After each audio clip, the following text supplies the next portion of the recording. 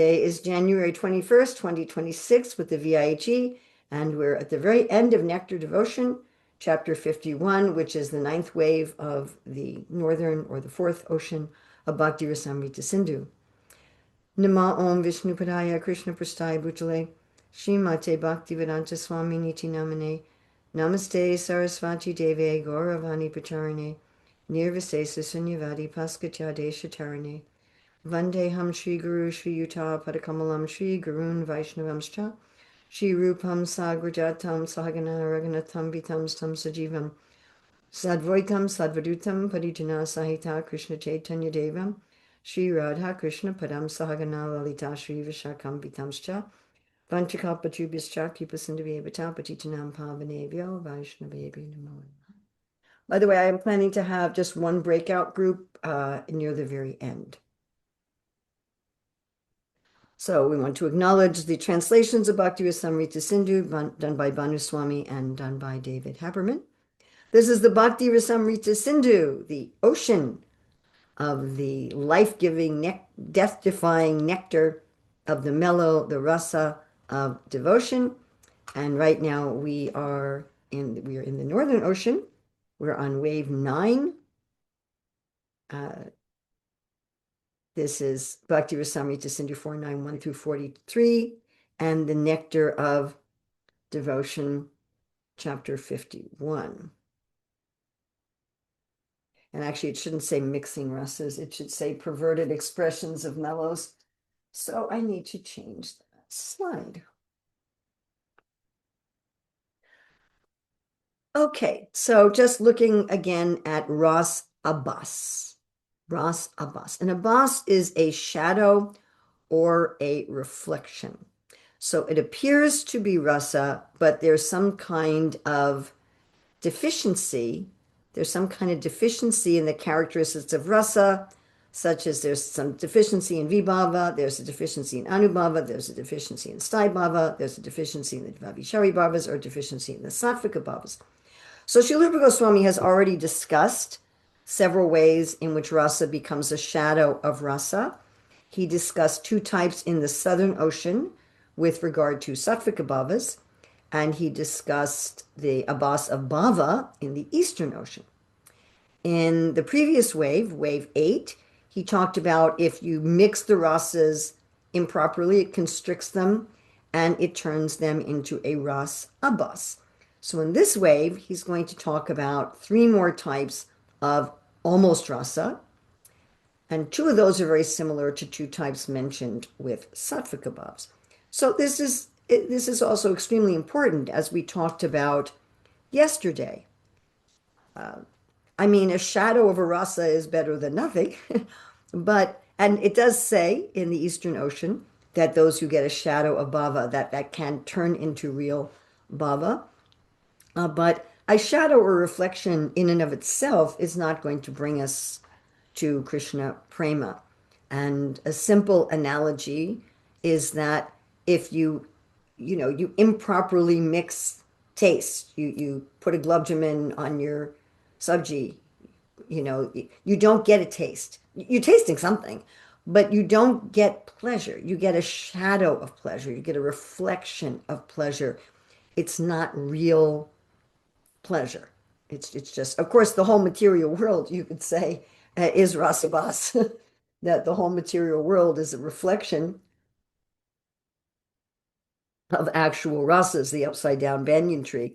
And so you could say anything in this world that we try to enjoy as a rasa, we're actually just getting a ras abbas, which means that we're not satisfied. It's one of the main reasons why we're not satisfied with material pleasure. They're just shadows or reflections of the bhakti rasa. But when we're going to the bhakti rasa, we also want to make sure that we're actually enjoying rasa and not just some shadow or reflection. So Srila Rupa Goswami is going to look here in this last wave at 3 types of a semblance or an abbas of rasa. There's uparasa, anurasa, and aparasa. So uparasa is a submellow. So this is the best kind of shadow or reflection. This is the closest to real rasa. So when there's a distorted form of one of the 5 elements, Uparasa is is kind of in the middle. It's an imitation of rasa. It doesn't have a connection with Krishna. You think it has a connection with Krishna, but it doesn't actually. And aparasa, which has been discussed in many other contexts, apa is against, like we have apa rada against rada against devotion. So this is completely false. So again, it may look like it has something to do with Krishna, but the ashraya is an enemy of Krishna and therefore has no rati. Okay, so first we're going to look at uparasa.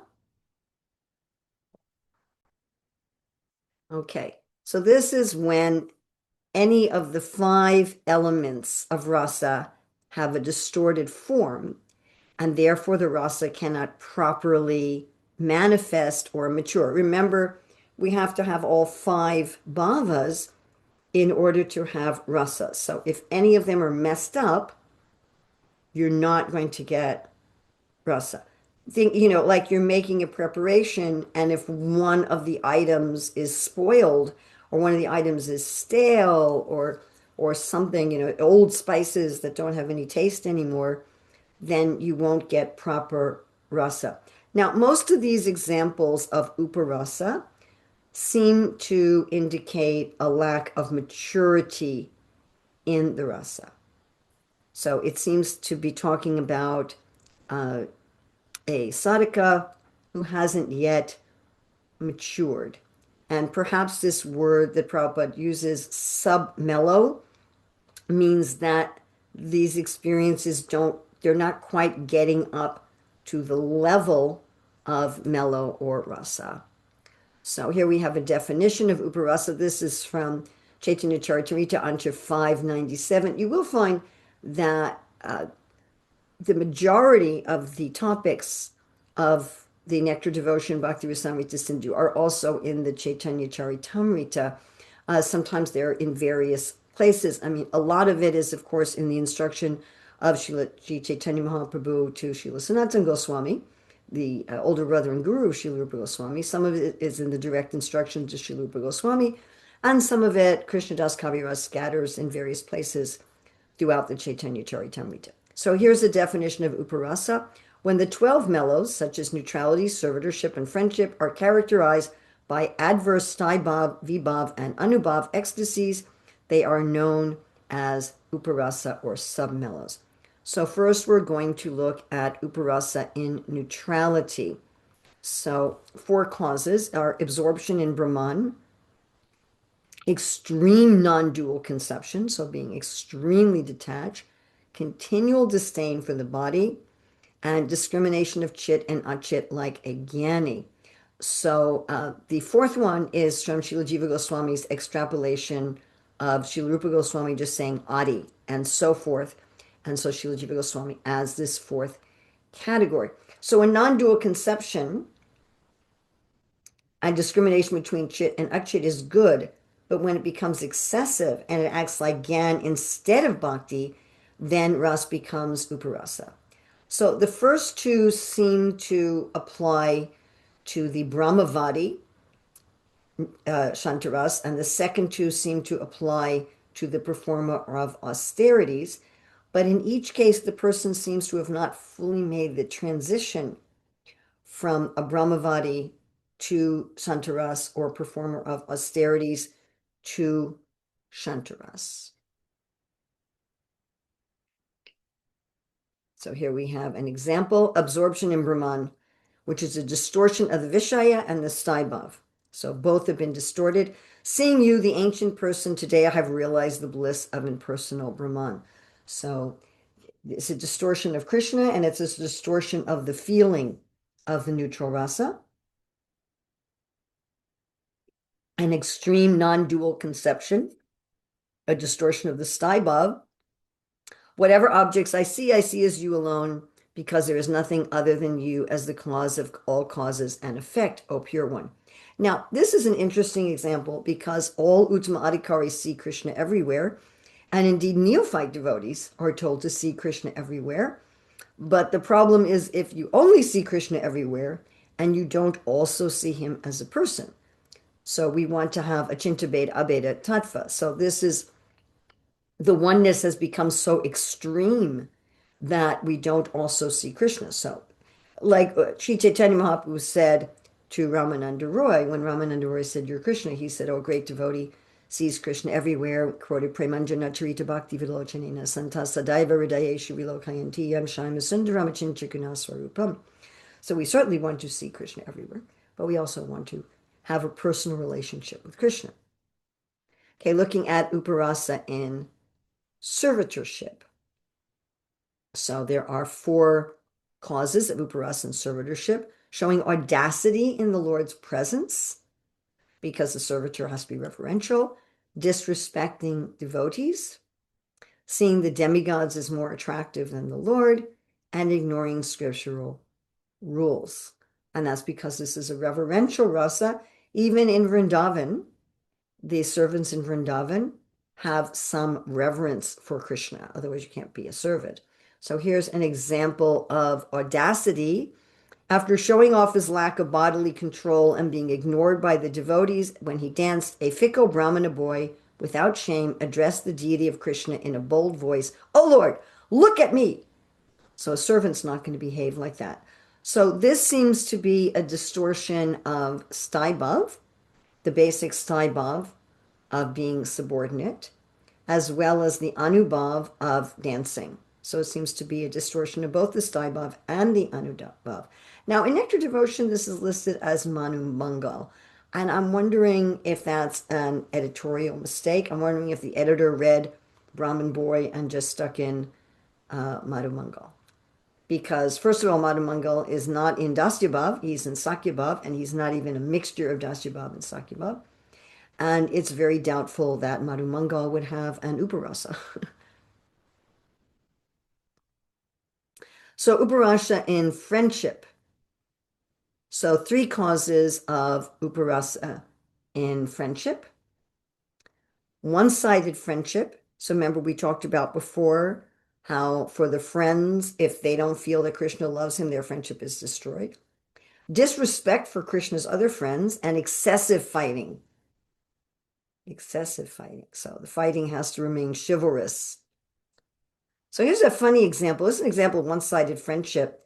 Now, Srila Jiva Goswami says that the king in this case is the father of the spouse of one of Krishna's married children, which would make him socially Krishna's equal. So, like I have married children and a married grandchild, and the parents of my, the parent of my daughter-in-law is like a brother, right? I mean, he also is my god brother, but like my daughter-in-law's father, Gopavindapal, we have an equal relationship. I don't see him as superior. He doesn't see me as superior like that.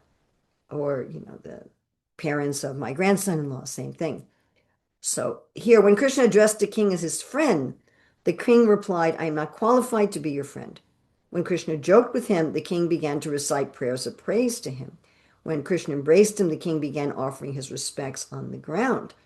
So he wasn't reciprocating in the proper way with Krishna. Now, by the way, the servants do this. If like we had the example, Krishna talked to his son Pradyumna and said, "Why are you so reverential?" In that case, Krishna is pleased because their relationship is actually like that, as reverential. But in this case, their relationship is friendship, but he's not acting as a friend. So it becomes an uparasa. Okay, uparasa in parental.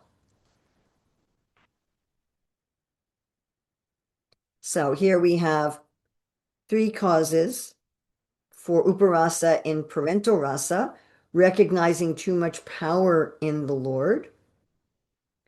Now, sometimes this may start to appear, we find like when Vasudeva and Devaki start becoming very reverential, and then Krishna stops it, right? There are some instances like that. Making no effort to affectionately care for the Lord as a child, or excessive suffering. So this particular example in the Nectar Devotion is attributed to Kamsa. Bhanuswami has a footnote that says it's one of Devaki's co-wives. So seeing too much power in the Lord. "Oh, sister, ever since the time that I saw your son kill the wrestlers as hard as mountains, I cannot be disturbed even if he engages in extended battles. So the parents are always going to have this mood of compassion, this mood of care, no matter how strong and powerful they see their child is.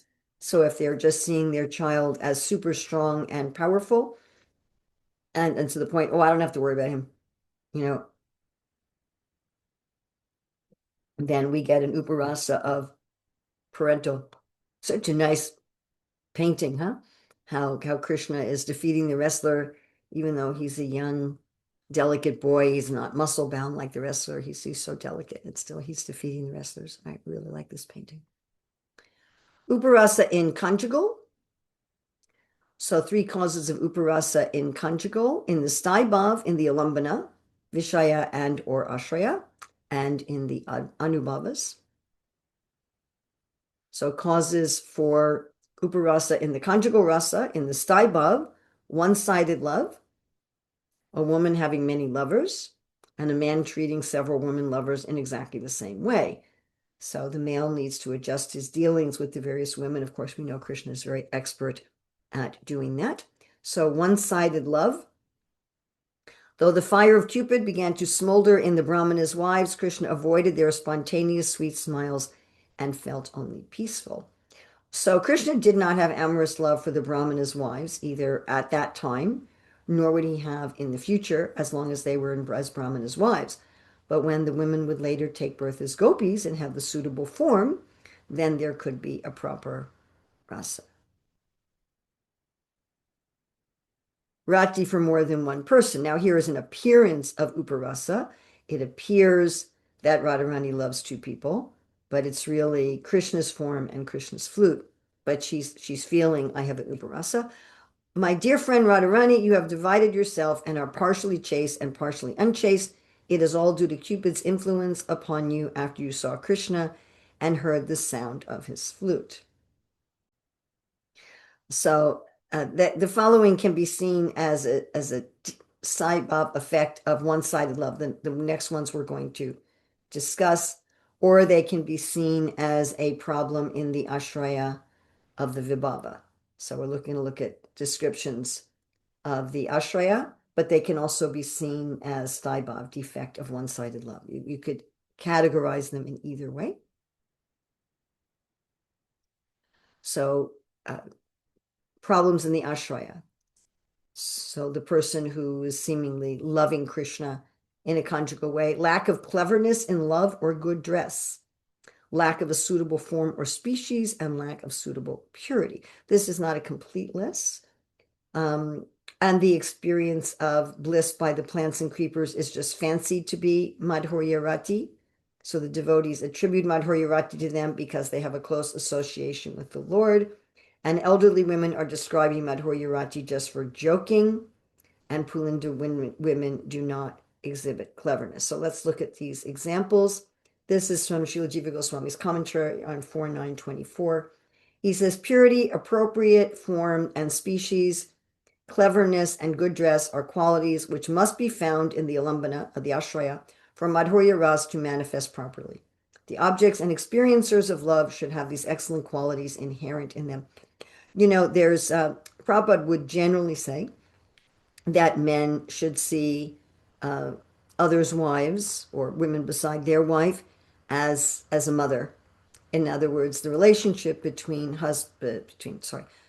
son and mother is the least sexual relationship. And if a man sees other men's wives or sees women that are not their wife as mother, this indicates the lack of a conjugal intention.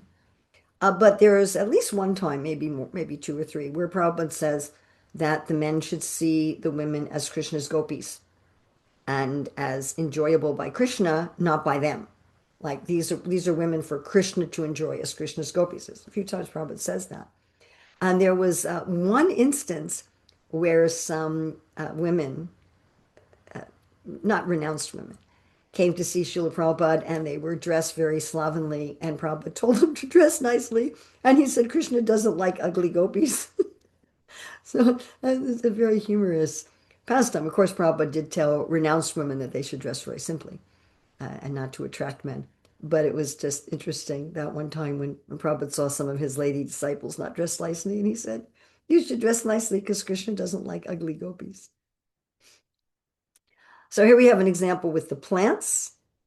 This creeper with new branches, hearing the flute, develops goosebumps with its buds. Clinging to the Lord, it has become engraved with his nails. O beautiful women, it engages in loving affairs just as you do. So there's no defect in the rasa of the women who perceive the plants as having conjugal love for Krishna, but because the plants are not a fit ashraya for Madhurya Ras, if they have such feelings, it can't develop into rasa. And we talked about previously that that this that that this is an attribution of feelings to the plants that they don't actually have. So an example with the animals, see these fortunate deer experiencing bliss today purified by the side glance of Krishna. They are casting playful glances of conjugal love at his limbs.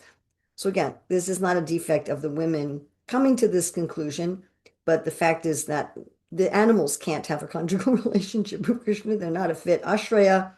And if they were to have such feelings, it couldn't develop into rasa in that form.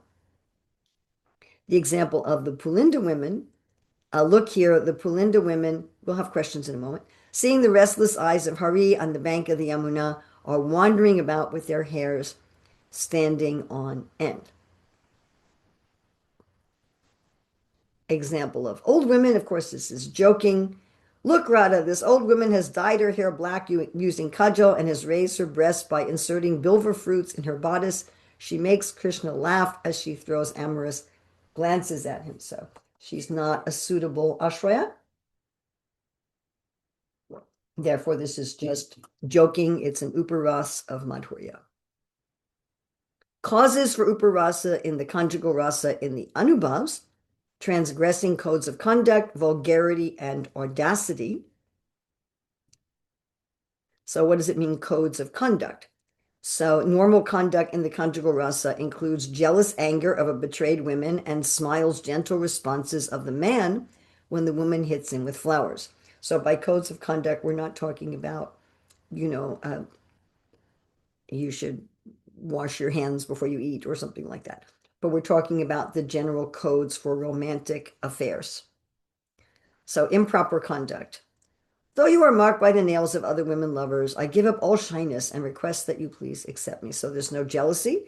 Therefore, there's improper conduct, and this is a perversion of an anubhav, which leads to uparasa. Meaning of vulgarity, calling Krishna a child, using disagreeable language, and scratching one's private parts. So an example of vulgarity. Oh, baby cowherd, how is it that you loosen the belts of us young snake girls living in the lake of Kaliya by the sound of your flute? So calling Krishna a baby is considered vulgarity. Of course, in thinking about this, I was thinking about how in the modern world, when people talk about their romantic partner, they will often call them baby. And both men and women do that. The men will say, "This is my baby," and the woman will say, "This is my baby," and they say to their romantic partner, "Oh, baby."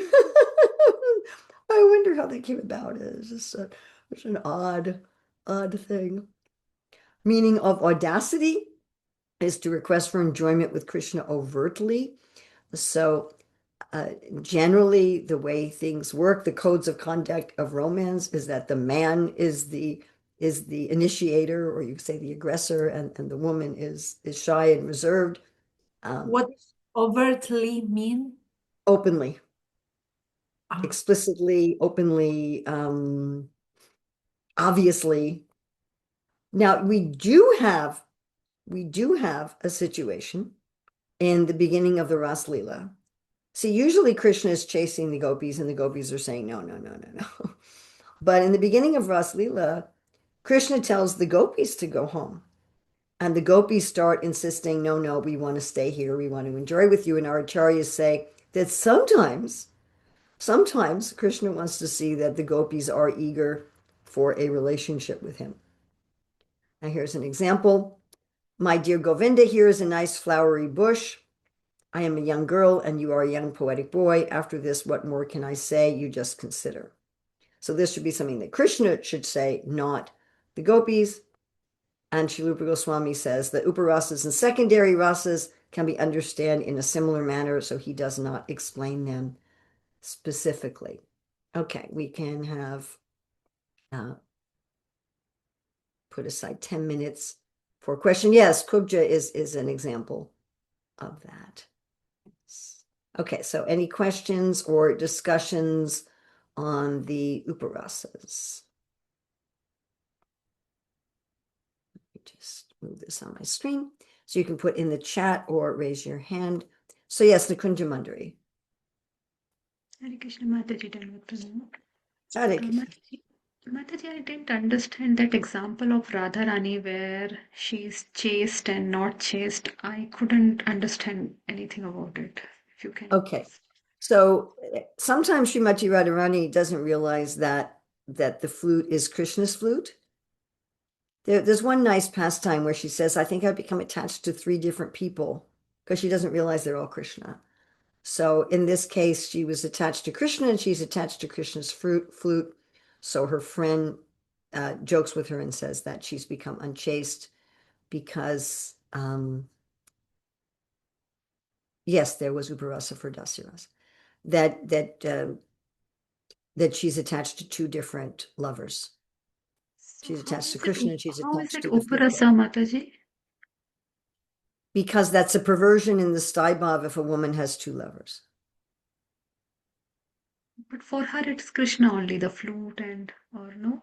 But the friend was perceived, it was being perceived like that. It wasn't actually an uparas, but it was being perceived like that. Is that clear? Is that clear? Yes, Yes? No? yeah, yeah. Okay. I'm thinking of, occasionally a woman does have, like, Draupadi had 5 husbands. And the Prachetas were 10 men that had 1 wife. And then there's another woman in the Bhagavatam who has 49 husbands. Seems like an awful lot. I always said 1 husband per life is enough. But, but we have some examples of women who have more than 1 husband. But generally speaking, if a woman has more than 1 man, it becomes an uparasa. Yeah. So there are some exceptions. And yes, Rati Manjari Priya. Hare Krishna Mataji, who's excellent obeisances and Sharina. Mataji, even the flute of Krishna is uparas because they say that he's so fortunate. I mean, he's a male and he's so fortunate that he's at the lips of Krishna. So that's an uparas, Yes, madhurya. seeing that the lip has a conjugal, the flute has a conjugal relationship with Krishna would be like the plants and animals and the yeah, the same thing. Thank When you, the Mataji. gopis are saying, "Oh, this flute's kissing Krishna's lips," but it's that's not the mood of the flute at all. The flute is in Shantaras. Yes, we have a question in the chat. Does Uparas get corrected by further purification through practice or Krishna's mercy, like with Kupja? Yes. Yes. Uparasas are almost always some immaturity on the part of the devotee. They appear to apply almost exclusively to sadhakas who are immature. MC Bishwas. Hare Krishna Mataji. Mataji, the example you cited that in conjugal relationship in modern days, partners call them often as babies. So I have heard that in higher rasas, all the element of lower rasas are embedded. Like conjugal rasas is the highest rasa. So it's expected that Vatsalya rasa and Sakha rasa, it's there in conjugal rasa. Well, So the qualities are there. The qualities are there. so they can show that I care for you. In that sense, they are using the term baby. I think so. I think so. But it's still, I still find it interesting. I've always found it interesting. Yes. I mean, yes, the qualities of the other rasas are present. It's not that the rasas are present because then you'd have an unfriendly mixing of rasas and you'd end up with a ras abas. So is it okay? You told that we cannot call them as a child. We cannot address them child. It's stated here. Is it okay? I mean, I'm not going to pass judgment on all the things that go on in the modern world. Okay. And there may be different, understandings according to different cultures. But generally, I mean, you really don't want your spouse to see you as a child. That's not a very nice Thank kind you. of thing. You have the pranaya, you have the equality that exists in the conjugal. There's a sense of equality. Gopali, is this okay? Or Ekanta, one of this. Ekanta, is this okay? Yes, thank you very much. Okay, can I go back? Can I leave this slide and go back? Yes, thank you. They may also use the word daddy as in sugar daddy. Yeah, but that's actually kind of weird. That's, yeah, that's actually kind of weird. A sugar daddy is when you've got a much older man having a romantic relationship with a younger woman that's basically like prostitution. Basically, where his relationship with her is based on the fact that he's spending money on her, and it's basically a prostitution mistress type of relationship. But the age difference is very great. Can unfriendly mixing of rasa lead to or result in rasabas? That's exactly what it does lead to. So Shanta Vigraha, whenever you have unfriendly mixing of rasas, it degrades the rasa into a ras abas. So there's all different ways that rasa can be a semblance. And the reason why, of course, mixing we talked about in yesterday's class, the reason why Srila Rupa Goswami brings that up, and the reason why Prabhupada says it's so important, is that when we're on the path of bhakti, we want to make sure that we do what's going to favorably grow our particular bhakti, our particular individual bhakti. Different types of plants need different types of fertilizer. Some plants grow in sun, some plants need shade, some plants need mixed sun and shade. And if you don't do that, the plant's growth is become stunted. Mahalakshmi. Hare Krishna Prabhu. In the courses of one-side friendship, you showed an example of Krishna talking to a king as his friend, and the king replied, "No, I am not qualified to be your friend." And when Krishna joined with him, he began to recite prayers. And we see this happening in our congregation of devotees. For instance, sometimes we have a meeting, and in the meeting is said, now we are going to all deal like equals, and everyone has the right to speak their opinions and like that. And there are devotees, or in another occasion, maybe doing service together, cleaning the courtyard, for example. No? And the devotee say, no, how can I see this senior devotee cleaning? No, I take the broom. And this happens very often. So, Okay, so let's look first at the example in Nectar of Devotion. So this is an example. The king entered voluntarily into a relationship with Krishna as a friend, that his child married Krishna's child. So if my child marries your child, we become like siblings, we become like equals. And if you're going to enter into that relationship but not act according to that relationship, it degrades the relationship. Does that make sense? So if I'm going to say, all right, my daughter is going to marry your son, I become your son's mother-in-law, then you're the mother, I'm the mother-in-law, we have an equal relationship. And if I then treat you like a superior, everything's messed up. So that's the example there. It's an appropriate reaction to someone who's actually in Dasyaras. And sometimes, if Krishna tries to push someone in Dasyaras to act in Sakyaras and they resist, Krishna's actually happy with that. All right, now the example you're talking about, I believe this problem comes because we are the International Society for Krishna Consciousness. And I've done a lot of study of cultural differences because I have been in this international society now for almost 53 years. And I spend a lot of time out of my home country. But even in my home country, many of the people I interact with at the temple are coming from a different cultural background. But as I travel the world, I interact with people from vastly different cultures. And what you're talking about is called, by those who study culture, power distance.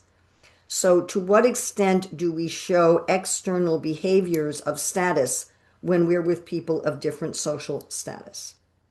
So, some countries have a culture of very high power distance. Um, Indonesia, Korea are extreme examples of power distance. Some countries have very low power distance. Brazil and Australia are examples of countries with very low power distance. I'm not sure where Spain sits on it. I'd have to look it up. America is somewhere in the middle. So, like the way that I was raised in America is that it's very poor form to take symbols of higher status in the presence of lower status people unless you actually have that specific relationship with them. Like if they're your employees, then you can take symbols of higher status in front of them. But if you're just more educated, or if you're richer, or you're more powerful, but you're with a group of people, displaying that status in front of them is considered poor form. It's considered a social faux pas. Yeah. The opposite is true in power distance countries. So in power distance countries, not to display your status in front of lower status people is considered a cultural faux pas. And what happens, I believe, with what you're describing is a mix of cultures. For example, if I'm in a group of devotees from a variety of cultures and people are sitting on the floor and I sit on the floor with them, if they're of a lower social status than I am, they get very disturbed. They feel very uncomfortable. They're like, you can't sit on the floor with us. You have to sit on a higher seat. If I sit on a higher seat, unless I'm giving a class, in which case I'm representing the parampara and it's not my status, it's the status of the parampara. But if I'm just there in the group and I sit on a higher seat, I feel very uncomfortable because by my culture, I'm trained that this is not the way to behave. Mm. And so I always have to choose, am I going to feel uncomfortable the whole time I'm here? Or am I going to make everybody else feel uncomfortable the whole time I'm here? So I think and I could go on, but I have to go on with the class. I think, I could tell you many, many stories about this. There's a book called The Culture Map, if you want to study this kind of thing. And just simply making an announcement that we're all going to act as equals in this situation. People's cultural training is very deep rooted. It starts when we're like 1 or 2 years old. Most of us are not even consciously aware of it. Most of us don't even think of it as cultural conditioning. We just think of it as how we feel comfortable or the way things are supposed to be. So you're not going to get rid of people's cultural conditioning like that. They don't even know that it's their cultural conditioning. So it's don't frustrate yourself, but try to be accommodating and be aware of these different things. Okay, we have a question here which I don't understand. We have Abhimanyu, shadow of Krishna. Is this an uparas for Jatila? And there's Abhimanyu in the spiritual loka, but I don't understand at all what you mean. Shravaniya, can you explain this because I don't understand your question. Oh, sorry, Mataji. No, it's I was just thinking Abhimanyu, the shadow of Krishna, is Radharani's so-called husband. That's the one I was Correct. talking about. Yeah, he's So in the spiritual world. he's in the spiritual world. So Oh, yeah. so for Jatila, the uparas would be Krishna, wouldn't it be? When she sees Krishna, she'll be always thinking of Krishna as an uparas. What do you think Jatila's rasa is? Towards Krishna. Vatsalya? Yeah, No. Yeah. it is. Because Okay. she's an So elder. she won't think of Krishna in that way, In what way? as an uparas, like Well, Krishna is. I don't think any of the pure devotees have this uparas problem. This is a problem of sadhakas. It appears to be a problem of sadhakas. And Jatila is a very interesting personality, apparently antagonist in the Leela, but she's actually full of love for Krishna. And she actually does feel ecstatic when Radha and Krishna get together, although she doesn't know why she feels ecstatic about it. And she has no idea why she's feeling so happy, because she doesn't. Krishna's there in a disguised form, and so many things. That's a week that we don't have time today to go there, but that would be a very interesting discussion. Okay, Thank you. we have a question here. Can we call Vedic cultural conditioning an ultimate one? I don't know exactly, when we think, and I don't want to get into this too much because I'm already now going over the time I allotted for questions. People often think of Vedic culture as what is happening in India today. And the point I bring up to people is that India has different parts, and the different parts have different cultures. The culture in Manipur is not the same as the culture in Tamil Nadu. It's not. It has some things in common, but some things not. The same is true in America. So the culture in Texas and the culture in California are different. And if you go to a Texan and you say you should act like someone in California, they might shoot you. Literally. So, we have in one country, there are different cultures. And the same, if I tell you, if you go to someone in Andhra Pradesh or Tamil Nadu and said you should take up Bengali culture, they would be very offended. And the same in the reverse. So I don't think we can look at the varieties of Indian culture today and just say they're all Vedic. Prabhupada says Vedic culture is Varnashram. Prabhupada quotes Vedic culture with Varnashram. That's a whole discussion. What is Varnashram? And even when the whole world was under Vedic culture of Varnashram, there were definitely different local cultures. Definitely, absolutely. There were different local subcultures. So even if the whole world is doing Varnashram, they're going to do it differently. And there's going to be different types of behavior. We see in Krishna's time, there were different types of behavior in the city and the country. The cultural norms in Vrindavan were different than the cultural norms in Mathura and Dwarka. So even Vedic culture doesn't mean that every single part of the world is going to have all of exactly the same cultural understandings. What Rupa Goswami writes, as we see, it's based on a Vedic source. Yes, Bharat Muni. So the descriptions of Bharat Muni are also part of universal Vedic culture, but they're going to be exhibited somewhat differently according to local things. Like Prabhupada talked about how he wanted Bhakti Swarup Damodar to spread Manipuri culture, which again is different from Bengali culture, different from Maharashtrian culture. Yes, for the tribal ladies, also different. Okay, I have to go on here because I am now messing up my timing. Okay, so I should be finishing this section. I only have 2 more minutes to do what I want to do in 10 minutes. Okay, we're going to look at Anurasa. So this is an imitation of rasa that does not have a connection with Krishna. So the definition, this is from the Purport to Chaitanya Charitamrita, Ancha 597. Srila Prabhupada says, I have to put a quote mark at the end there.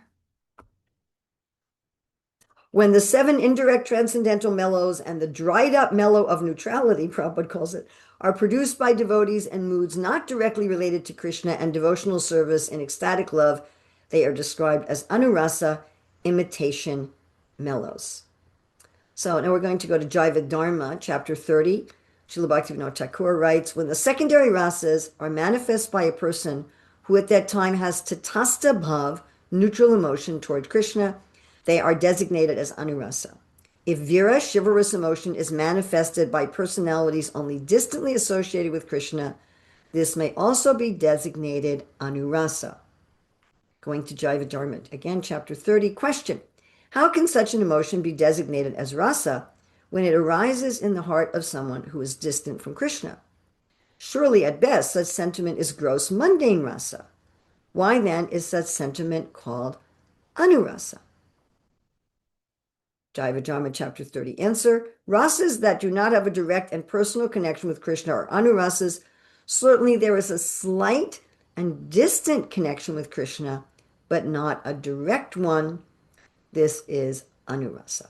So, this description is very similar to a category of sattvic above as described in the Southern Ocean of digda, mixed, soft, and harsh burnt, experienced by devotees. So this is experienced by devotees, but not directly related to a relationship with Krishna. So here an example giving. The laughter of the gopis upon seeing the prancing and pranks of the pet monkey, hope you like this picture, of Srimati Radharani Kakati. By the way, I'm using real photos here. There was no AI going around even when I made this PowerPoint. So that's a real monkey. So that laughter, it doesn't have Krishna as the Vishaya, right? So it's a staibhav of laughter, but it's only indirectly related to Krishna. And another anuras is Srila Narada Muni expresses adbhuta wonder, which of course is a secondary staibhav, when he hears the parrots in Bandiravan discussing Vedanta philosophy. I think that would make me be filled with wonder as well. All right, so I just went through that section quickly. So any questions on anurasa? Or anything else that we've discussed so far that people would like to bring up? Nikunja Manjari.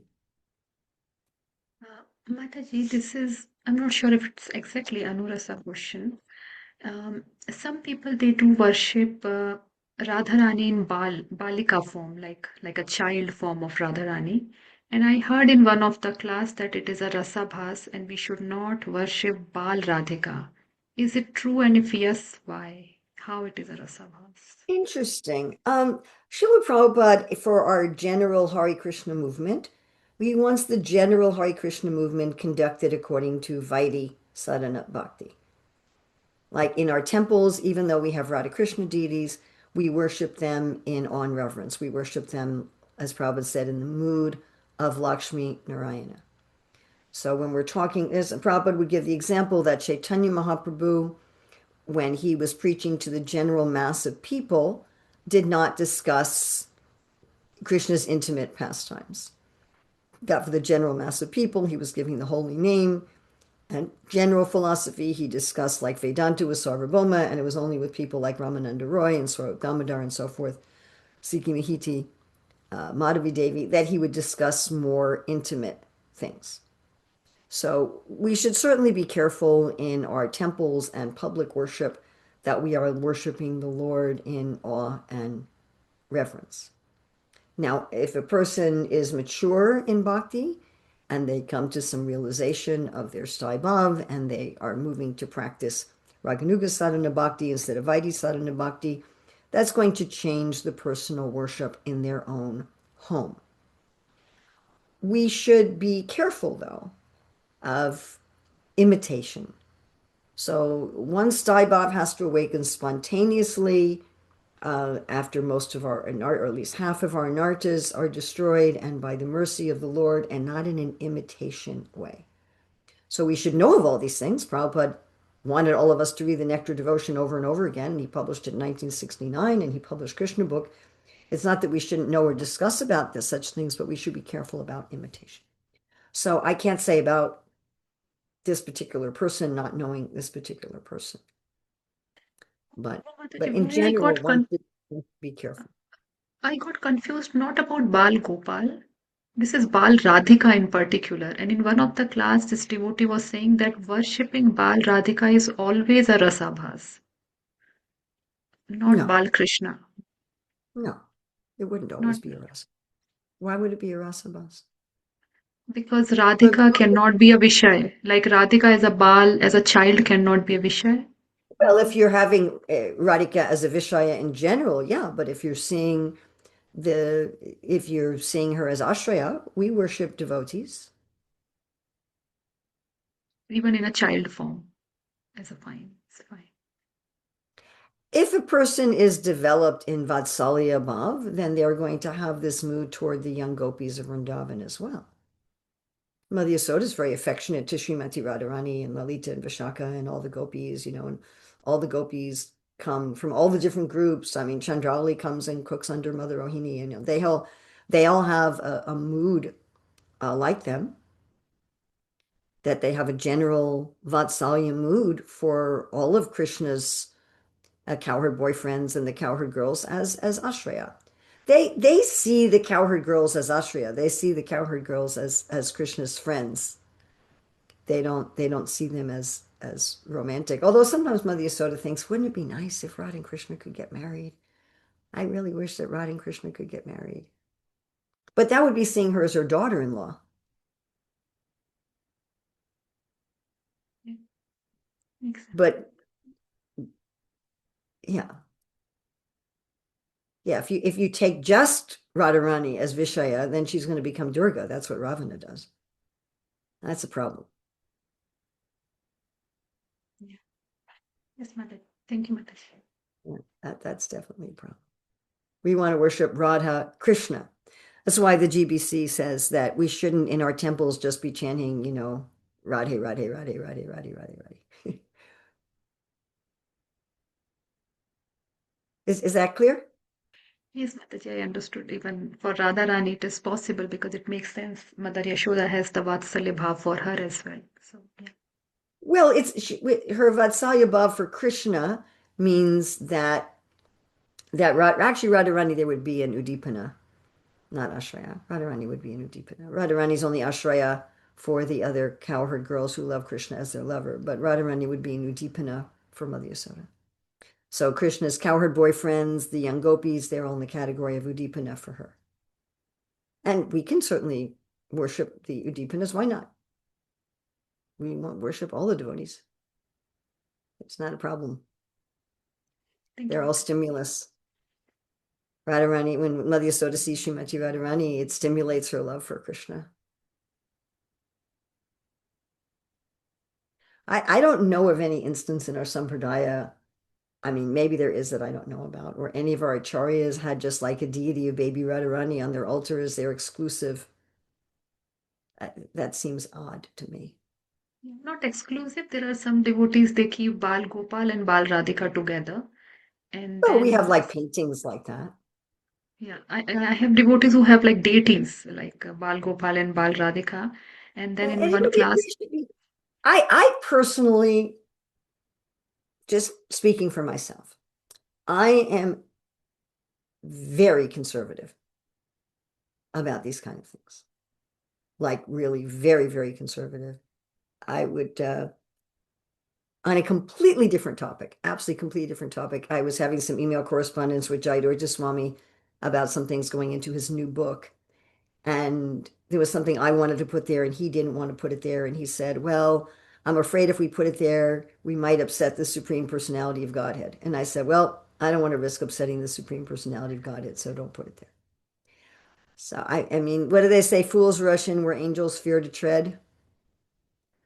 I tend to be very, very conservative. I would rather, if something is not, that's just me. And I'm not saying that has to apply to everyone. And I'm not saying I'm right, everyone else is wrong, and I'm going to judge everybody else. Not my business. But for me, if Srila Prabhupada didn't give something, if it wasn't given by Srila Prabhupada, it wasn't given by our acharyas, it's not what's generally done in our sampradaya, just, not going to do it. Just not going to do it. And I wouldn't advise anyone else to do it. Right? We don't have to talk about the details, but Narada Rishi, just like I sent you those quotes from Prabhupada about that one worship. And, devotees do other things. And I just look at, well, this is what Prabhupada said. And he's my guru. He's the Acharya of ISKCON. And I just feel safer. Like, what do I know? I don't know anything. I don't know how many hairs are growing on my head. What do I know? So I would just, yeah. We have to be careful of two things. We have to be careful with people saying, oh, I just want to stay in Vaidhi sadhana, even if feelings awaken, I don't want to do anything with them. And then we have imitation and people jumping into things cheaply on the other side. Anyway, I would just, please be careful. Please be careful. And I think for people like that, this is a discussion for them to have with their guru. I mean, actually, one should not worship a deity without the permission of their guru. So that if somebody wants to worship some deity in a way that's not normally done, that should be discussed with their guru. I mean, I was recently at the home of a devotee where they had a shalagram, and next to the shalagram was a stone taken from Varshana that was painted like Srimati Radharani. It was painted with gold paint, and they had put a nose on the Shila and a nose ring through the nose. And this devotee said this Shila has been worshipped it's a stone from Varshana. It was been worshipped as Radharani for over 300 years by people, in the Sampradaya. But in any case, I'm not this person's guru. I have nothing to say about it at all. Like nothing. I have obviously this is something that has come in a lineage, and I'm assuming it's approved by their guru, and so it's absolutely not my business. But in an ISKCON temple, that's another thing. If that were to go on an ISKCON temple, I think that Nrsimha Kavacha would raise a red flag and wave it around.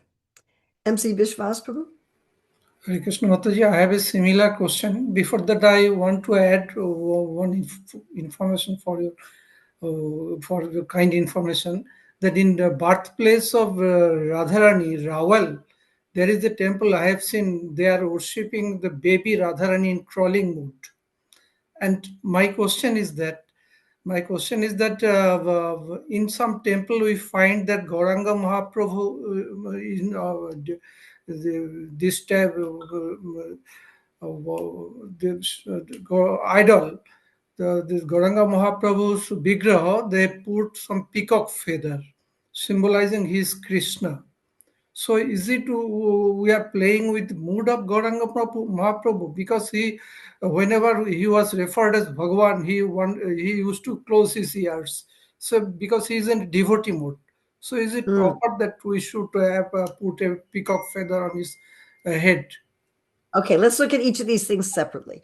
So the people who live in Vrindavan and have the mood of Vrindavan, Prabhupada said that Krishna is their guru and that we should just sometimes keep a respectful distance and not try to interfere in what they're doing. So for the people in Vrindavan, if they're actually in the proper consciousness, again,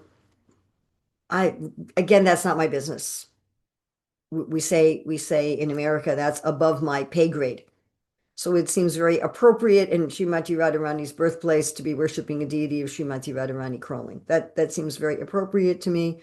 That doesn't mean it should be imitated elsewhere. And again, Prabhupada warned us very strongly about those who are actually devotees, not people just living in the Dham geographically who are doing all sinful activities, but those who are actually devotees living in the Dham, that we shouldn't be judging their practices. I talked about a peacock feather earlier in another class, that the residents of Vrindavan are often described as wearing peacock feathers because there's peacocks wandering around and they drop their feathers here and there and they decorate themselves with peacock feathers. The cowherd boys decorate themselves with peacock feathers. Mother Yasoda sometimes decorates herself with peacock feathers. The gopis decorate themselves with peacock feathers. A peacock feather is not ever anywhere given in Shastra as an indication of Vishnu Tattva, ever. The indications of Vishnu Tattva are the Srivas mark and the Kaustuba jewel. So from my understanding, Krishna's wearing of a peacock feather is part of his mood of living in the country.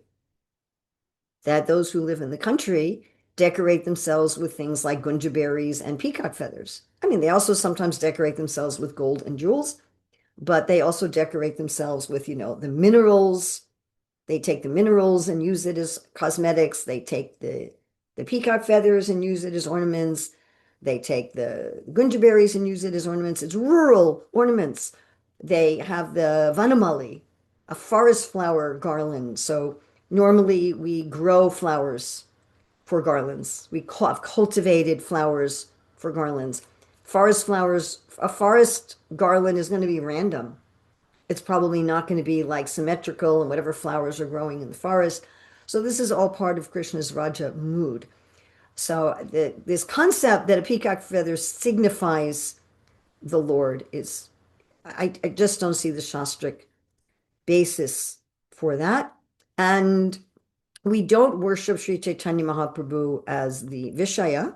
At the same time, we do accept that he's the Supreme Personality of Godhead, and in our temples, we are worshiping him with awe and reverence. Again, we're worshiping him in a Vaidhi mood with awe and reverence. So we are worshiping Lord Chaitanya as God taking the role of a devotee.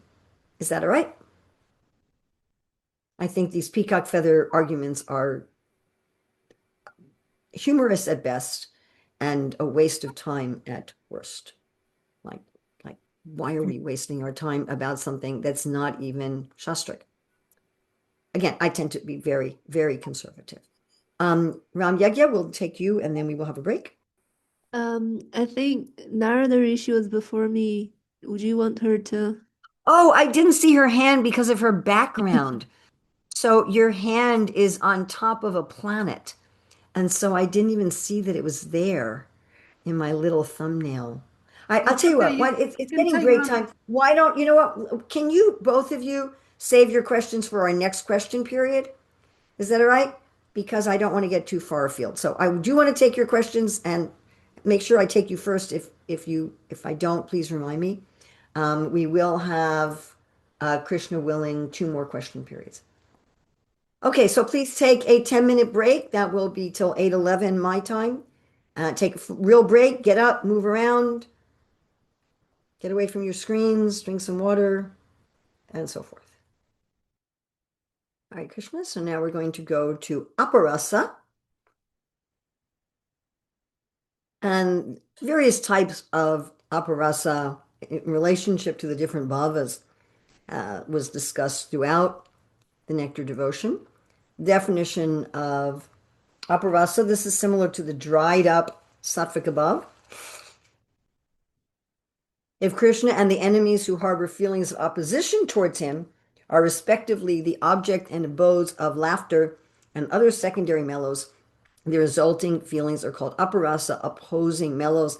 That's from Chaitanya Charitamrita unto Leela 597. So the reason this is brought up is it may look like rasa because it's people showing the 7 secondary saibhavs and it has something to do with Krishna, but it's not coming from rati. There's no rati. There's no saibhav with Krishna. Looking at Jaiva Dharma, chapter 30, in a situation where Krishna is the Vishaya object of hasyarasa, laughter, etc., and his enemies are the ashraya, shelter or enjoyment of this rasa, then such rasas are called aparasa. So someone's laughing at Krishna, not because he made a funny face when you stuck a flower in his mouth instead of a sweet ball, but because you don't like him. It's derisive laughter. So when What Jarasandhar about saw, his enemies? just let's wait for a second. So when Jarasandhar sees Krishna and Balaram running away, he laughs at them. Oh, you're a bunch of cowards. You're just a bunch of cowards. And he's laughing at them derisively. So that's aparasa. It's not actually rasa. In fact, it's opposed to rasa, although it has Krishna as the object. There's no staiba. Okay, now questions. But the first questions I'm going to take are from Narada Rishi and else was there from last time? Ramayagya. Ramyagya. Okay, and then we'll come to you, Mahalakshmi. Don't worry, you will not be neglected. Okay, Narada Rishi. Hare Krishna. Regards the Anurasa, the problem with this for the sadhaka will be that if it's continuous, it just can drive one away from Krishna. It otherwise is like the examples you gave. I just didn't see laughing at the monkey or the seem of reasonable things that can happen. But if it's just Of course. the And it constant thing, happens, yes. And they're not a problem. It's not that they're a problem, anurasa, but it's not It's not the main thing that's happening in your relationship with Krishna. Anu, it's following. Yes, those sort of things are happening all the time, but they're not the primary taste that's happening. But why is it called imitation? It's an imitation of the bhakti rasa with Krishna. Okay. So it's kind of something that can go parallel but not take over, so that we don't go away from Krishna, enjoying with Yeah. Krishna. Yes. Okay, thank you. Yes. Very nice. So nice that you brought that up. Thank you. And I'm sorry, I really couldn't see the hand because where Zoom puts it, it's right where you have the sun in your backdrop. And so the sun the brilliance of the sun in your backdrop obliterates the raised hand. Ram Yagya. Mataji, were you saying sometimes people they might want to stay in very sadhana bhakti? They don't want to have, move into the next stage. Is that what you said? And why would they want to do that? Stay in very sadhana bhakti? Fear, misconceptions, wrong guidance. And then there are people who want to stay in Vaidhi Sadhana Bhakti because they're reverential devotees who want to be in Vaikuntha or want to be in parts of Dwarka and Mathura where they're eternally in a reverential mood, although they're also in prema, but they're in a reverential mood. So there are certainly devotees like that, and I'm sure, absolutely sure, positive 100%, that we have devotees like that in our ISKCON movement. I know of at least one. So one of my godbrothers told me, he said, I want to go to Vaikuntha. He said, I don't want to go to Vrindavan, I want to go to Vaikuntha. I met a devotee who said to me, I want to go to Dwarka. And I know one devotee who I always find this humorous, who talks about, I want to go to Vrindavan, but they never talk about Vrindavan. All they ever talk about is Dwarka and Hastinapur, and that's their complete meditation. So that can be there. But I think for devotees, if they have some awakening of their Staibhav, but they're afraid of it, they're afraid, I don't want to be a Sahajiya, I don't, I'm not supposed to do this, and they just don't have good guidance. And so they're afraid of these things, or sometimes they're afraid of even talking about them. They don't even want to talk about it, which would put a huge amount of Srila Prabhupada's books off limits for them. You wouldn't be able to read Krishna book, you wouldn't be able to read most of the Chaitanya Charitamrita. You'd have to pick and choose which chapters of the Chaitanya Charitamrita you were going to read. You'd even have to skip a lot of Prabhupada's purports in the Bhagavad Gita. Or you'd say, and it's one of the items of donkey urine bath that Srila Bhaktivinoda Thakur mentions in his commentary to Raghunath Das Goswami's Srimana Shiksha, verse 6, where a person doesn't want to let their emotions get involved in their bhakti. They want to just stay on a philosophical platform. And I remember after explaining that section at one temple, one of the temple commander came up to me afterwards and said, well, aren't we supposed to just stay on the Gyan platform? And I said, well, Prabhu, it's called devotional service. And devotion means there has to be some emotion. Okay, we have a question here. Is Kamsa's constant enmity towards Krishna is a rasa? No, because it's opposed to Krishna. It's a mundane rasa. It's not bhakti rasa. So Kamsa is given always as the example of somebody that although his fighting with Krishna pleased Krishna, his intention wasn't to please Krishna. And therefore it's not bhakti rasa, which is why he wasn't exactly very happy. Now, of course, because he thought of Krishna, it ended up being favorable, and we will get to that in a moment. Like really in a moment, as soon as we finish this question section, we will address that kind of thing.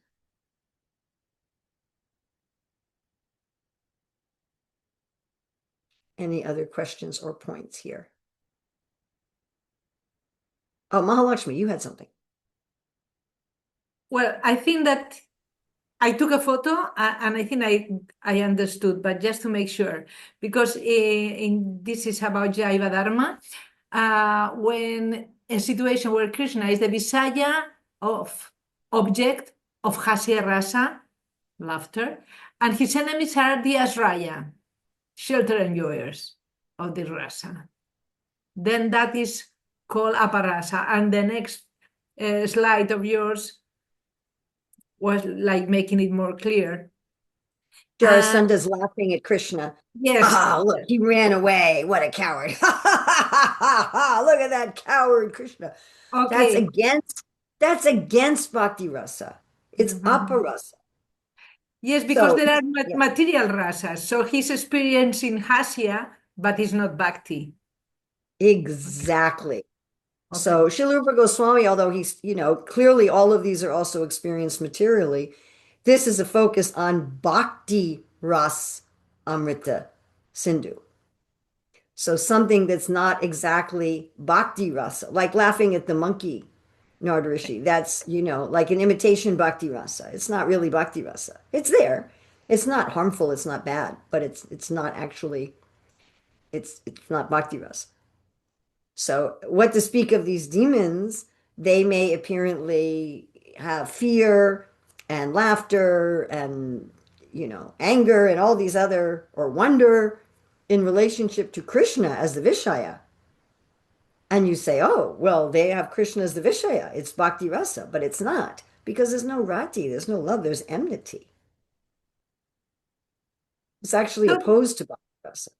That other photo you share with the monkey with the smile, the gopis were laughing at that. That was not bhakti. It was Radharani's monkey. It was Radharani's monkey. Srila Rupa Goswami gives that as anurasa, as imitation rasa. It's not coming from love for Krishna, but it's there. It's not like it's not harmful. It's not aparasa. It's not opposed to Krishna. All right, so now we're going to go on to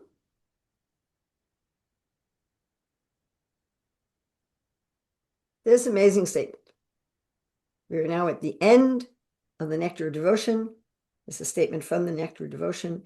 Everything in connection with Krishna is called ecstatic devotional love, although it may be exhibited in different ways, sometimes in right order and sometimes as a perverted reflection. According to the opinion of all expert devotees, anything that will, now this is the key, anything that will arouse ecstatic love for Krishna is to be taken as an impetus for transcendental, mellow, transcendental rasa. Does it bring out your love for Krishna? All right. Obviously, you got to be careful, folks. Somebody could say, taking LSD brings out my love for Krishna. Dancing with other men's wives in the middle of the night brings out my love for Krishna. And Srila Rupa Goswami does say that anything that's not in harmony with the scriptures is a disturbance in society. So we should certainly follow our authorities. And there may be some odd cases of odd people like Vamsi Das Babaji, but Vamsi Das Babaji didn't eat, sleep, pass stool or urine or bathe for 4 months. So, that's a little different platform. So unless one's really on that kind of platform, we are enjoined to follow scriptural rules and to follow our authorities. And Srila Rupa Goswami didn't go through all this trouble of explaining the proper path of bhakti for us to do anything and everything. Then he would just say, anything that makes you love Krishna is fine, beginning, middle, and end of it. He took a lot of trouble. It is a very detailed description of the science of bhakti. But the ultimate test is judged by the result. Does it arouse ecstatic love for Krishna? And if it does, it can be accepted. And here we're going to Prabhupada's purport to Chaitanya Charitamrita onto Leela 597. Experts in distinguishing one mellow from another sometimes accept some overlapping transcendental mellows, ras abas, as rasas due to their being pleasurable and tasteful. So this was my example of the sweet and sour sabji. So sometimes things that apparently are unfriendly actually can be pleasurable and tasteful. It does happen. We talked about already in the last wave the exceptions to the unfriendly. So if it's actually pleasurable and tasteful, that's the ultimate result. The ultimate result isn't a strict formula. The ultimate result is what brings rasa. So here we have a picture of pineapple on pizza, which people will argue about. Should we put pineapple on pizza? Of course, in Italy, they would never have put pineapple on pizza. But some people enjoy pineapple on pizza. So some experts in rasa say that all bhavas, even bhava bas and rasa bas, are rasa since they are enjoyable. Bhakti Rasamrita Sindhu 4.9.41. So if they're actually enjoyable, if they're actually pleasurable, if they actually bring love for Krishna, that we judge ultimately by the result. We judge. We'll have some time for questions at the end. We're going to have a breakout group, and then we have some time for questions at the end. So again, just because we judge by the result doesn't mean, like Prabhupada says in the 18th chapter of Bhagavad Gita, that we can do anything whimsically and offer it to Krishna. This is not an excuse for whimsicality, but the point is that ultimately we do judge by the result. We have this nice verse in the Brahma Samhita, 555, Yam Kroda Kama Sahaja Pranayadi Bhiti Vatsalya Moha Guru Gaurava Sevya Bhavai Sanchinchitastam Sadrisim Tanama Parete Govindamadi Putusham Tam Maham Bhajami. I adore the primeval Lord Govinda, the meditators of whom, by meditating upon him under the sway of wrath, amorous passion, natural friendly love, fear, parental affection, delusion, reverence, and willing service, attain to bodily forms befitting the nature of their contemplation. So we have these demons who are doing aparasa. They're doing aparasa, something that's opposed to rasa, but the Vishaya is Krishna. And so they end up in the spiritual world. You know, we have Putana, Kamsa himself, Pondraka. We have so many examples of people who were inimical to Krishna, who were doing aparasa, but because they were meditating on Krishna, Krishna killed them. Of course, that's a big thing, that Krishna killed them. That's not a small part of the story. And that they ended up becoming purified by that meditation on Krishna. Prabhupada would say that Srila Bhaktisiddhanta Saraswati, if there was a negative news article about the devotees, but they were saying Krishna's name, that he would take that as favorable. And Prabhupada would talk about, you know, we take out the Harinam party and people are derisive. They're mocking. They're going, oh, those Hare Krishnas. Prabhupada says, but they're chanting Krishna's name. So eventually that will have a purifying result. There's a place where Prabhupada said, if you associate with a pure devotee offensively, the fact that you're associating with that devotee will eventually purify you of your offenses, that you may have to suffer for your offenses first. So any emotion where Krishna is the object will eventually purify one. And this is a verse that Sukadeva Goswami answers about Parikshit Maharaj's question about the gopis. This is Bhagavatam 10:29-15. And here we have again Kamam Krodam Bayam Sneham Aikyam Soradamavecha Nityam Hara Vidadhato Yantitam Mayatam Hite. Persons who constantly direct their lust, anger, fear, protective affection, feelings of impersonal oneness, or friendship towards Lord Hari are sure to become absorbed in thoughts of him. So this is basically the same point as the Brahma Samhita verse. So this is the end of the Northern Ocean. The dedication for the Northern Ocean, two different translations. May the eternal soul who has a beautiful form of a cowherd boy and who spread the bhavas to Rama and other forms be pleased with this northern section of the ocean of sweet rasa. Second translation, may Sanatan, who nourishes the bhava of Gopal Bhatta and distributes the bhava of Raghunath Das, be pleased with this northern section of the ocean of sweet rasa. So I'd like us in this breakout room, we're going to have 10 minutes, to talk how this discussion of rasa bas, of a rasa degenerating into a shadow or reflection, how is this relevant to our service and our lives. How is this discussion, which Prabhupada says is very important, as we read in the previous class, how is this discussion of the semblance, the shadow, the reflection of rasa important? And I think there was something in the chat. Let me attend to that before we have a breakout room. Okay, no, I'll take care of that. All right, so if we could set up the breakout rooms, please. Well, we have now finished the Western and Northern oceans of Bhakti Rasamrita Sindhu. I hope that you have grown in your affection for Krishna by this presentation, grown in your affection for Srila Prabhupada, your dedication to Srila Prabhupada, who brought this message all over the world. Srila Prabhupada ki jai. So we have some time now for any general questions on anything we've discussed in the Western and Northern Oceans, or if you want to pick up today's class, but anything on the Western and Northern Oceans is fine. I am not going to go over time though. We are going to end precisely at 9 a.m. May time. Panishwari Lakshmi. I just had a comment. I just wanted to say I had so much fun in this class. There's a lot I did not understand, but what I really appreciated is I just appreciated getting together with all the devotees and meeting all these devotees.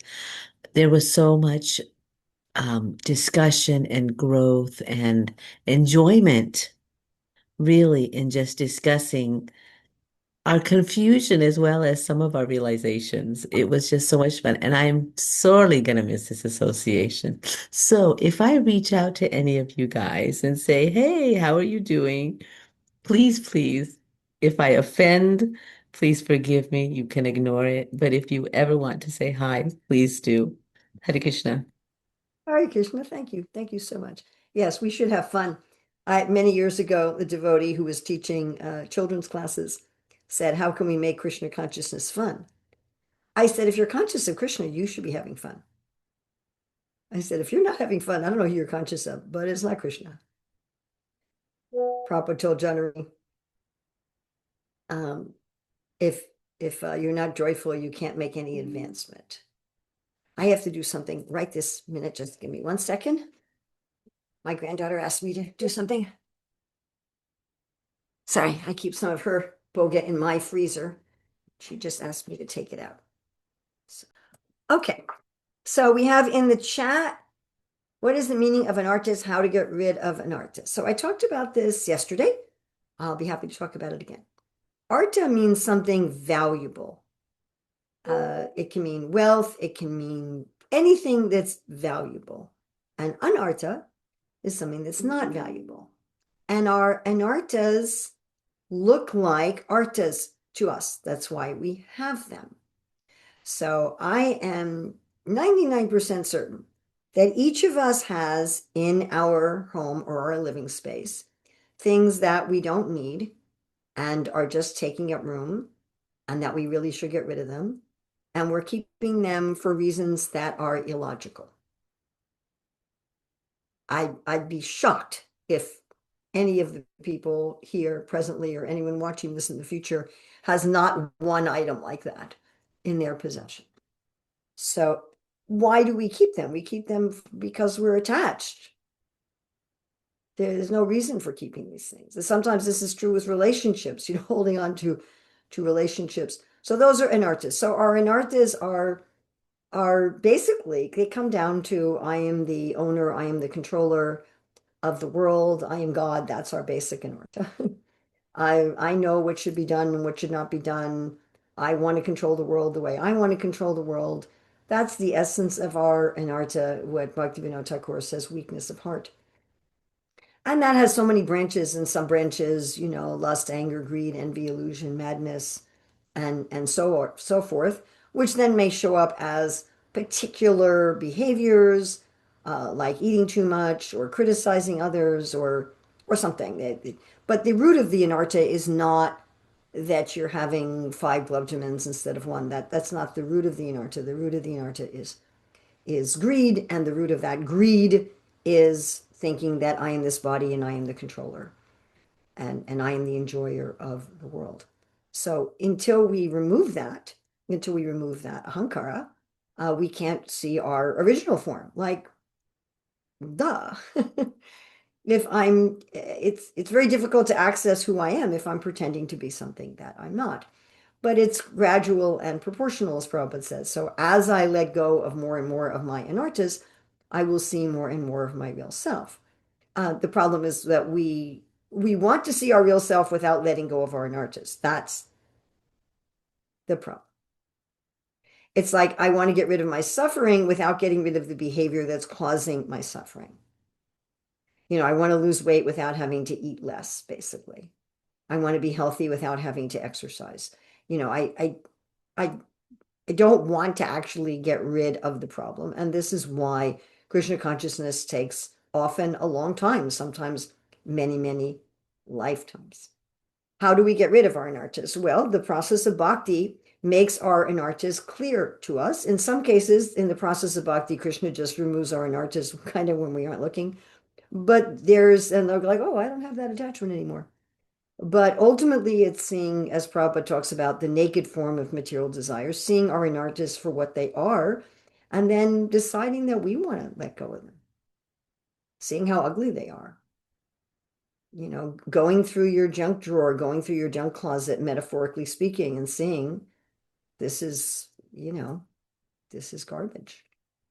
Can the sahajas be called imitation? I'm not sure if that would go under the category of anuras. I'm not sure. It's an interesting question. They're usually called apasampradayas.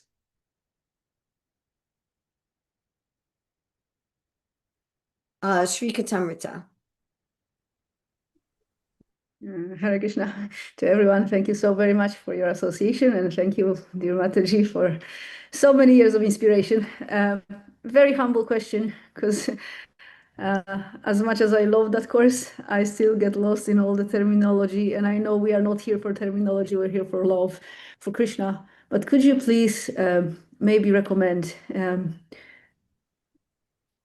the way of associating with Nectar of Devotion, and basically gradually relishing it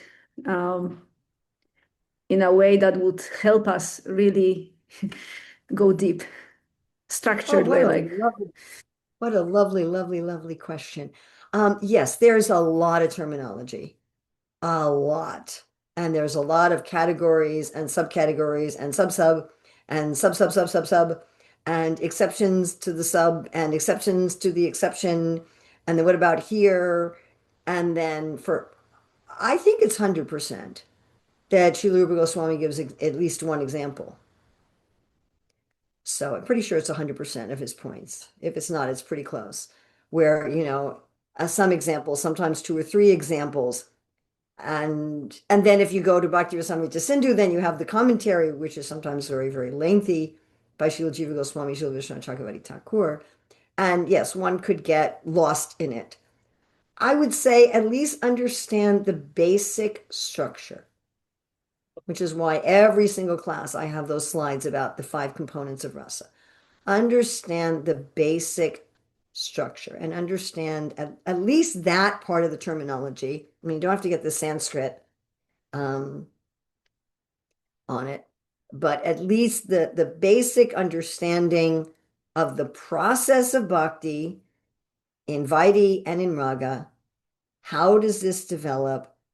Because that way you're going to have safety and security and guidance on your own path. Prabhupada called it the science of bhakti yoga. This is our guide. I mean, I'm always confused when people tell me that Prabhupada didn't give this guidance. And therefore we should go outside of ISKCON because Prabhupada didn't give it. I'm like, well, wait a minute. Right there. Or if people say, well, Prabhupada didn't really want us to do this. And Prabhupada says right in the beginning of Nectar of Devotion that he wrote this book for the members of the Hare Krishna movement. So I think if you just get the basic thing and see how Srila Rupa Goswami and Srila Prabhupada are guiding us, and then see how how you can aspire for that, how once these things develop at the various stages in bhakti, that you know how to respond to them. You know, this is what to expect, this is how to respond, this is how I can gauge myself. I was at a class by Shivaram Swami in London, Bhaktivedanta Manor, many years ago, when he was talking about, many years ago, and he was talking about, you know, being able to know our progress in bhakti, looking for these various signposts. And he said, not that we should spend all of our time doing that, but at the same time, we should have some idea. Mostly we should just be absorbed in our service, but we should have some idea where we're going. And we should, if we're not seeing the signposts, then we know we took a wrong turn somewhere. There's landmarks, right? Okay, this is how I should follow the angas of bhakti, like in the Eastern Ocean. There's the 64 angas. This is how I should be following them.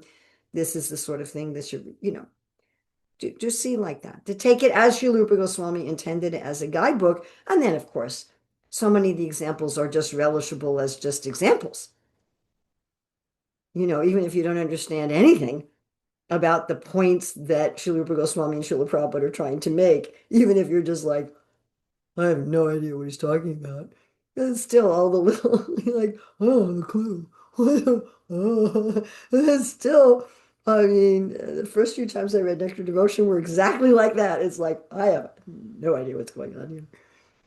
But it's still the little vignettes are so charming.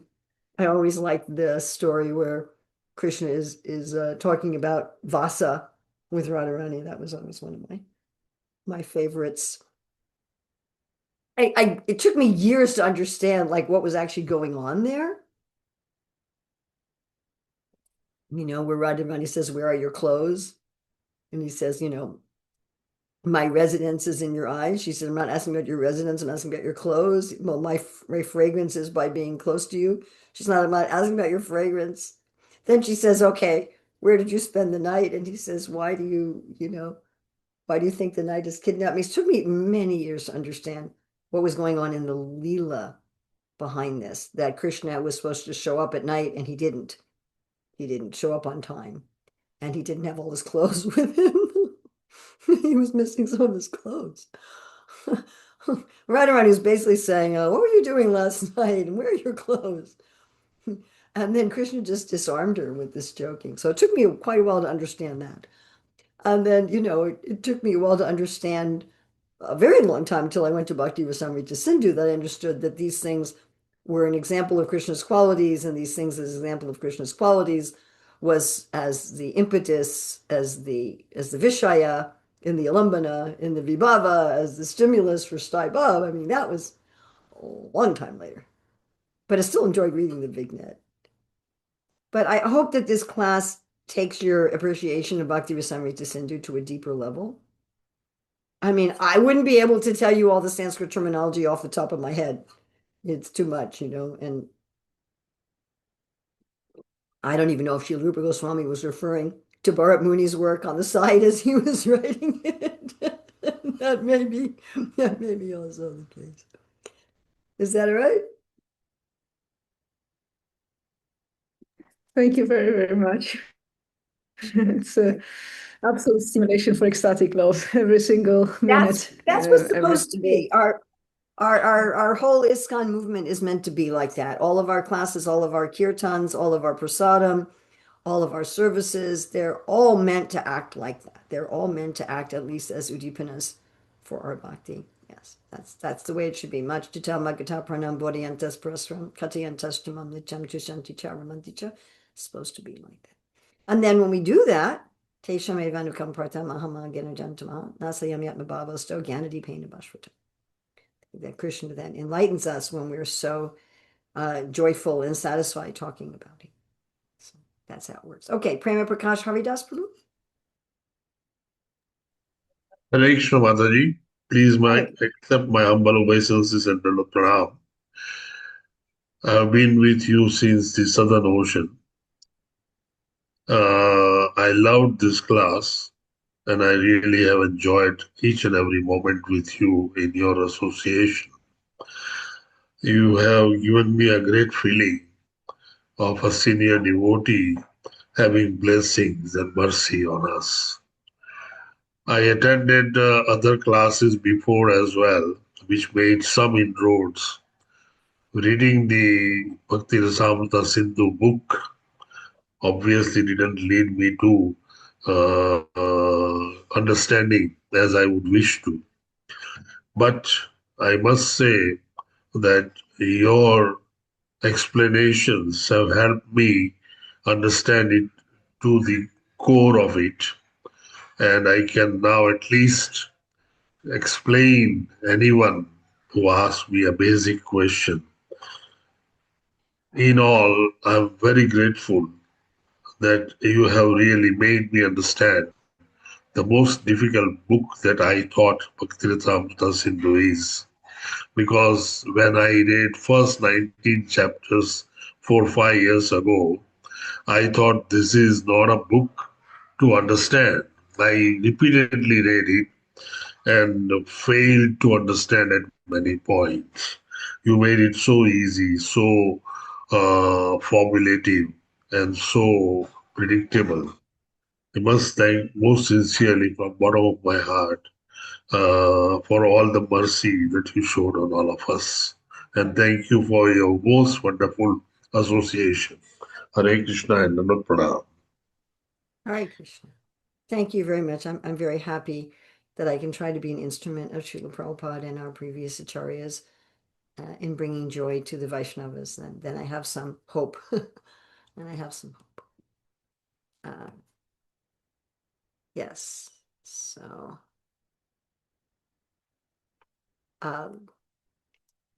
Veda Garba? Hare Krishna, Hare Krishna, devotees. Yeah. Yes, I just also wanted to say some words of praise, but I think Prem Prakash Haridas Prabhu has summed up everything very well. So I just want to ask a small question. You mentioned this book about the pastimes of the cowherd boys. So I did some looking up, but I couldn't find the title. Maybe you can say the title. Okay. It starts with Preo. 1 second. And there's a translation by Dasara Sutta, and there's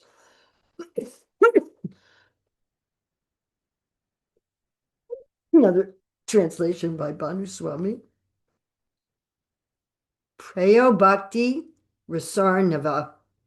So Preo, Preyo, Bhakti, and Rasarnava, Rasarnava. So it is I can share my screen here.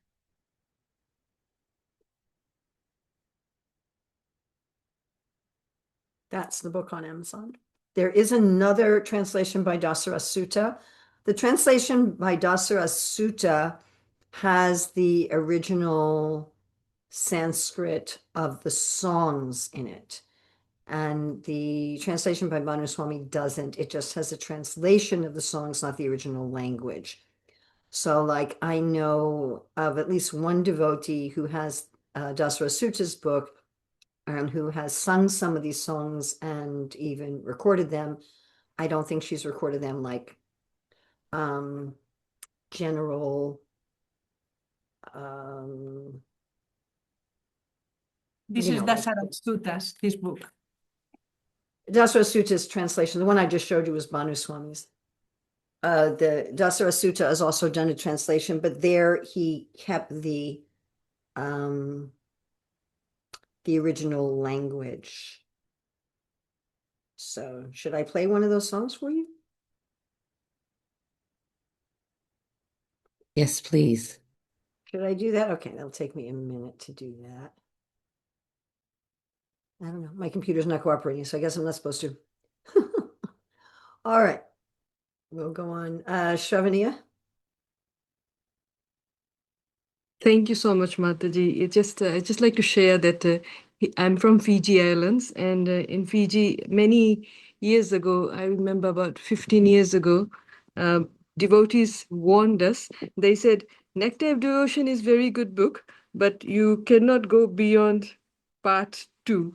So I never ever thought I would be able to finish part 3 and part 4. So thank you so much. I mean, there's so much nectar, and thank you. And I just like to remember my spiritual master, Srila Tamal Krishna Goswami, and I feel that he has graciously arranged for this. So pay my obeisances at your lotus feet, Hare Krishna. And I hope there's some other opportunity in the future as well, Hare Krishna. Well, thank you. Thank you. I'm so glad that I could be of service to Tamal Krishna Maharaj and his disciple. I mean, it's interesting to me when Srila Prabhupada published the Nectar Devotion, he was happy that it was being used in college classes, and he said that all the devotees should read the whole thing at least 3 times. I think what happened was that most of us couldn't, including myself, we couldn't make heads or tails out of anything after chapter 19. We're just like, what? Because Prabhupada said that he didn't have good English translations for these words. And Prabhupada writes that in Nectar Devotion that he didn't know how to translate these words. And the early disciples couldn't be helpful because they didn't have an idea what he was talking about either. And so we're left with something that was very, very difficult to access. And because of that, even though Prabhupada wanted the whole Nectar Devotion in the Bhakti Shastri curriculum, it didn't happen. We just put the first 19 chapters. And then people started saying, but we're not supposed to read the rest of it.